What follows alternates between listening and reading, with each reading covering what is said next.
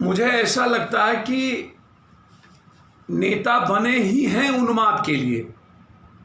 एक तरफ सियासत का जातीय नंगा नाच और दूसरी तरफ विपक्ष के नेताओं का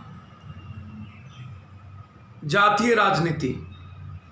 चुनाव के वक्त इनको याद आता है, गया में घटना घटी, इतने मर्डर हुए, बेगूसराय में 2-2, 3-3 मर्डर हुए, इनको याद नहीं आया। इनको याद आ गया, पुट्टूस जी याद नहीं आए, वो समाप्त हो गए, वो भी चुनाव के समय ही था। और फिर चुनाव के घड़ी में इन्हें लगता है कि हम जातीय उन्माद पैदा करके ही सियासत को लौटा सकते हैं या सियासत में जिंदा रह सकते हैं। 55 दिनों तक, 60 दिनों तक इस देश के अप्रवासी मजदूर और गरीबों के सवाल पर ट्वीट खेलने वाले, तब तक इनको एसी रूम और मसाजों से इन लोगों को फुर्सत नहीं मिली।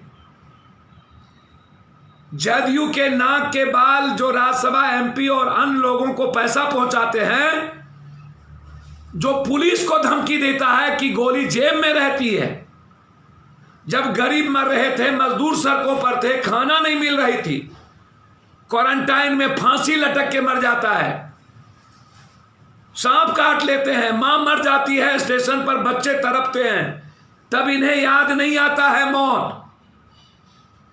पटना में मर्डर होती है, याद नहीं आता, पटना सिटी में नहीं गए विपक्ष के नेता।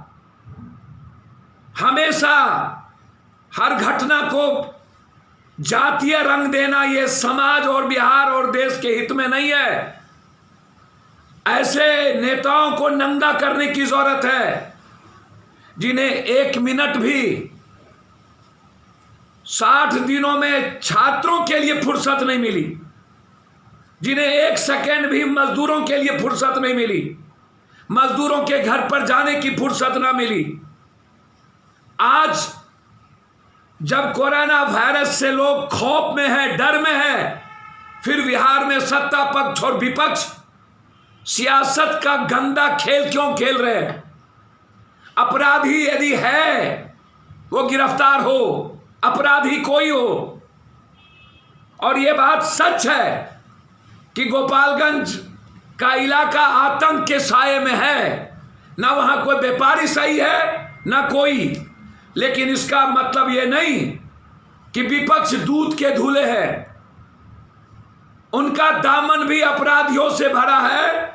और ऐसे समय में विपक्ष को आगाह करता हूं कि अपनी सियासत को बचाने के लिए, जब कुछ नहीं बचा, जब इन्हें गरीबों की, मजदूरों की चिंता नहीं, तो जातीय उन्माद पैदा ना करें।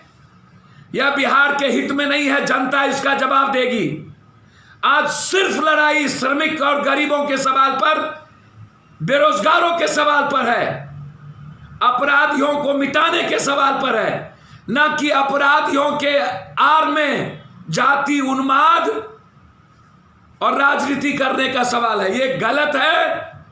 विपक्ष के नेताओं का चाल, चरित्र और चिंतन पहले भी दिखा। ना समझ राजनीति समाज को कहीं का नहीं रखता। धन्यवाद।